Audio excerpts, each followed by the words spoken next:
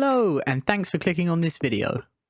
I first got into Warhammer and miniature painting when I was a teenager, and I got back into Warhammer again 5 years ago in 2020. The first miniatures I ever bought as a teenager were Tyranids, and so the first thing I painted when I got back into the hobby in 2020 was a bunch of Tyranids. However, the second thing that I painted was a box of Ossiarch Bonereapers, and those are the models that you can see on the screen right now. I must have painted these guys in 2020 or 2021. I remember that I just really liked them, and I remember as a teenager that there wasn't Age of Sigmar, so these are technically the first Age of Sigmar models I ever bought. And at the time, I remember being really stoked about this paint job. I loved the way I painted them, I was really happy with it. But I think I can maybe do a little bit better now. It's been a few years, I've been practicing a lot of weekends between work and other things, and I've come a long way, hopefully, and I want to be able to show that in this video. So fortunately, I didn't paint all of the models back in the day. I left a few primed and unpainted. Don't know, I just got bored, moved on to something else. So we're going to use that as an opportunity, and in today's video we're going to paint this miniature and we're going to see how much we've improved over the last few years. So I grabbed a whole bunch of paints that you can see in front of you here. These were just my initial ideas. I did not end up using all of these, but I do like to plan out a paint job and have a rough idea of the kinds of paints I'm going to be using before I get started. The first thing I did was I grabbed some primer and I painted the bases. Younger me obviously put the basing material on after I primed the miniature for some reason, but then after I'd primed that grey, I got straight onto painting the miniature, and I covered the whole of the bone area in Dryad bark. As a dark desaturated brown colour, I thought this would be great for my shadows and dark areas, and also because I was starting from a black primer and I was going to be painting creamy bone colours, I thought that moving up through browns would help me to eventually paint the lighter creams. Otherwise, painting them onto a direct black primer would be really difficult. The younger version of me only owned one primer, and that was black primer, so everything got a coat of black primer. I would recommend you base coat your Ossiarch Bonereapers with something lighter, like creamy colours or light grey, or even white. What I'm painting on screen now is the inner bone area. Ossiarch Bonereapers have two bone areas. They have like a lighter outer bone structure and an inner bone area for their spine and their knees and stuff. I decided to paint them slightly different, so I used Brigandine Brown from the Army Painter for all of the inner bone structures, and the outer bone structures, as I said, I used Dryad bark. I'm now highlighting the Brigandine Brown on the inner structure of bone with some lighter colours. I think I used Leather Brown and Command Khaki, which are part of this brown set that the Army Painter do. Each layer of highlight and brighter colour, I'm just applying to a smaller region of those. And I needed the inner bone structure to contrast with the outer bone structure, so there's a good significant difference between them. For the outer bone areas, I then used Baneblade Brown to cover most of the Dryad bark that I'd applied before. The Dryad bark was really just for those deep recess lines, and so I was covering about 95% of what I was doing with Baneblade Brown instead for this second layer. I should also mention that my goal for painting this newer version of the Ossiarch Bonereaper is not to copy the box art or anything like that. It's just to sort of paint in my own style, the way I like to paint, and just to see how much I've improved with everything. That includes new paints, my approaches, my techniques, the skills I've learned, colour theory, things I would change, anything really. Just general improvements all over. Once I'd painted all the Baneblade Brown on the bone, this is what it looked like. And for this miniature, I thought I'd keep going, doing one part at a time to get quicker results. So I continued with the bone, highlighting up. I did a second coat of Baneblade Brown because that first coat wasn't quite full in its colour. And that's what this looks like. And then it was time to highlight. So I then used Ushabti Bone. And I used Ushabti Bone as basically a first edge highlight. And I kept it kind of chunky because I knew there'd be another highlight afterwards. And watching this footage back, I really love the stage where the first highlight starts to really make a big contrast difference. And you can just see on the leg there that it was really starting to bring it out, and all those little details just suddenly become way more visible and pop into your face. For this first highlight, I was covering a lot less, maybe just 40% of the Baneblade that I painted before, and just finishing up here with the highlights on top of the head. The third highlight paint that I chose was Wraithbone, and even though that's a base paint, in terms of the lightness of the colour, it's a step lighter than Screaming Skull even. So I chose not to use Screaming Skull and to jump straight from Ushabti Bone to Wraithbone in order to create more contrast. Because I knew for this little guy, that he would need a lot of contrast. These bone areas need to pop, and when you've got smaller miniatures with lots of details, one of the best things you can do is create lots of contrast, because it makes all those tiny little busy visual details really stick out at you, and that's what makes a miniature readable and look really interesting and detailed and fun. After finishing up with the head again, it was time to dot the eyes before I got much further into this paint job. So as usual, held my breath and then just went for it. Luckily, Ossiarch Bonereaper has quite deep sockets, so it's kind of easy to just stick your brush in there, and they've got little sculpted dots for their eyes, which are quite easy to just reach. So with the Wraithbone highlight done, this is what I had, and it looks pretty good. So then I moved on to the material between his legs. I don't know what it's called. If you do, let me know. And I painted that with Incubi Darkness. And I did that because I remembered that all the way back in 2020, when I painted these guys the first time, I used Incubi Darkness for these parts as well. And so I wanted to keep that consistent because I thought it would be fun. I left a little bit at the top of the material as the primer black, just because I thought Incubi Darkness is already pretty dark and black is a pretty good, really deep dark shadow color for it. So it would just add a little bit more depth.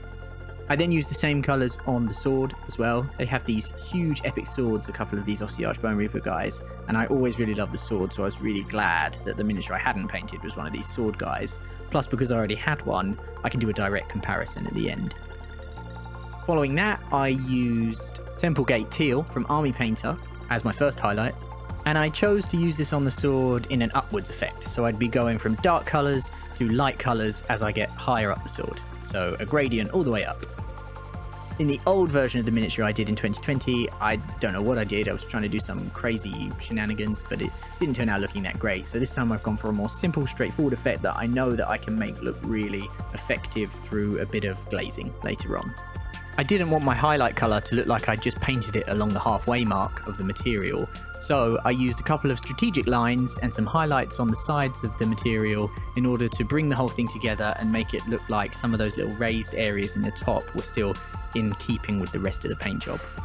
And then I got cracking with painting with Amula Aqua, which is part of the same hexad that Army Painter do of teals or green blues, and I used that for my highlight, but it was quite a jump in contrast. So I thought that I'd probably have to smooth this. And so you can see here, it looks good, it's a good start, but it probably needs a bit of smoothing. So to do that, I mixed up a couple of intermediate colors on my wet palette. As you can see here, I had my 3 colors, and then above them, the 2 mixes that go in between. And all I'm doing with those mixed paints is going into the areas between my highlights and just smoothing the transitions, painting in a little bit of that color. You can see at the bottom here, it makes a big difference in helping that Amula Aqua to not stand out so much and be so stark in contrast. And I did the same sort of thing on the sword, although one main thing that I did do differently on the sword is that I did glaze some of the colours over the others to make my lines less visible. So I took a bit of the darker colour and then I glazed downwards towards the darker colour of the same paint, and by just having a bit of the thin glaze consistency covering that, I would end up covering the line, which would make the whole thing look a bit smoother. After I'd finished my smoothing and those parts, they ended up looking like this. And there's really not much left of the miniature to paint. The bone and the green parts are some of the main parts, but one of those main parts that is left that will have a really big impact on this model are the blue armor parts. And so I grabbed a bunch of blue colors from Vallejo Game Color. I really like these colors, they're really bright and vibrant and just really nice blues to work with, so I started putting those down on the model. I started with Imperial Blue and I added that, and then I used Magic Blue to draw smaller circles for my highlights on the Imperial Blue. I always think it's such a treat to be able to paint with blue paints because the paint always just applies so easily, everything's like one coat, and yeah, they're just really nice vibrant colours. After I had done a little edge highlight and drawn my little squares, then I did the same thing on the shoulders where I just drew a segment, sort of like a triangle, and I knew from the box art roughly which direction my highlights had to go for the sun catching this kind of rounded shoulder shape. So after I added this first highlight to the blue areas, I had shoulders and arms that look like this. But we've still got a little bit more to do, so I then used Sunrise Blue as the next step of highlight to get an even brighter blue, and I painted that within the segments of Magic Blue that I just painted. And I made sure that a little bit of magic blue was visible on either side of the sunrise blue, and anywhere where my sunrise blue was too wide, I would go back in with some magic blue and add some more just to make sure there was some visible. And then I did a final highlight with pure white. And I didn't do that for a full line, I just added it to the very edges to ensure that a bit of the sunrise blue was still going to be visible.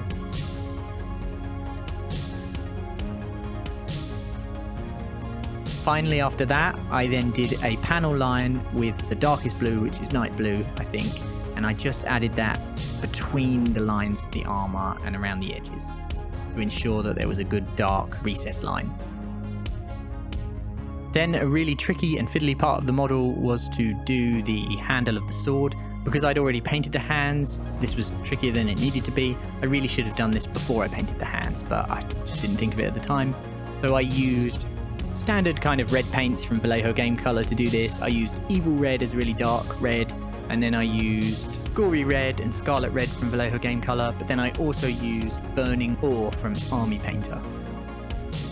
Following that part where I had to do a little bit of cleanup on the hands because I made a mess, I then did the grey parts of the miniature, and this was the last main part of the miniature that I had to get finished. For this, I used an Army Painter Hexad once again. I really like those paints, so I used them quite a lot.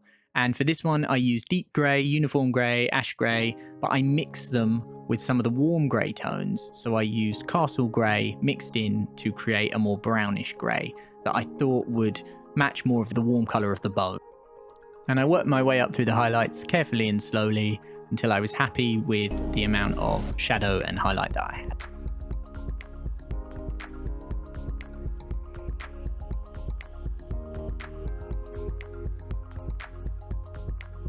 Then it was time to do what I'd consider the sort of finishing touches, the last little bits. So I did a bit of cleaning up of the face with some Wraithbone again.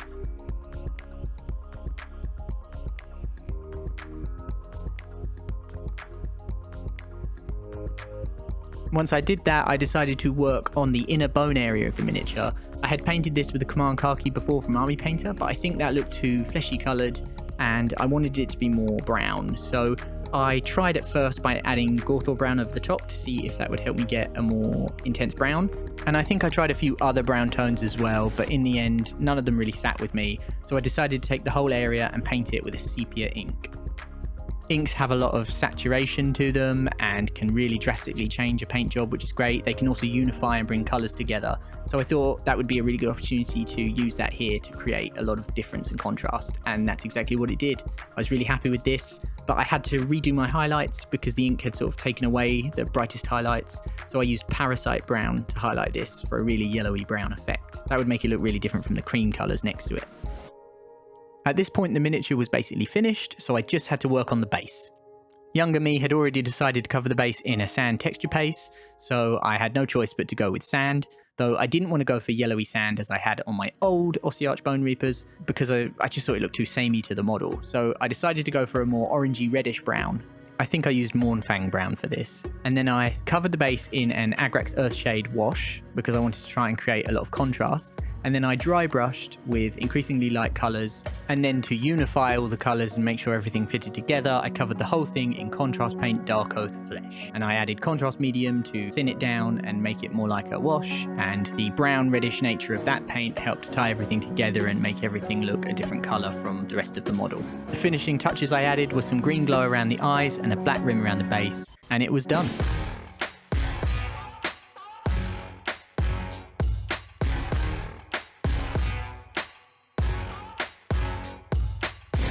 And now for the whole point of this video, let's see how we did compared to the 2020 version.